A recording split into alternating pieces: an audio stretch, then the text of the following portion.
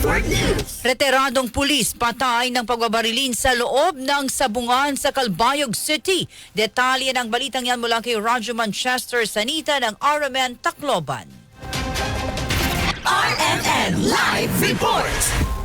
Patuloy ang isinasagawang hot pursuit operation ng mga pulis laban sa sospek sa pamamaril at pagpatay sa isang retiradong tauhan ng Philippine National Police sa loob ng isang sabungan sa Barangay San Policarpo, Calbayog City. Ayon sa impormasyong nakalap mula sa Police Regional Office 8, habang nanunood ng sabong ang biktima sa nasabing lugar, nilapitan siya ng hindi pa nakikilalang sospek na nakasuot ng kulay gray na long sleeve na damit, naka-short at violet na sombrero. Pumwesto ang sospek sa likuran ng biktima at pinaputukan ito ng 3 beses sa katawan. 2 karagdagang putok pa ang pinakawalan ng sospek bago ito mabilis na tumakas sa lugar. Isinugod pa sa ospital ang biktima, ngunit idineklara itong dead on arrival. Naka-recover ang mga otoridad ng 5 basyon ng bala ng kalibre 45 sa pinangyarihan ng krimen. Nakuha naman sa bag ng biktima ang isang baril na kalibre 45 na may bala at magazine. Mariin namang kinondina ng Police Regional Office 8 ang pamamaril at nanawagan ng kooperasyon sa publiko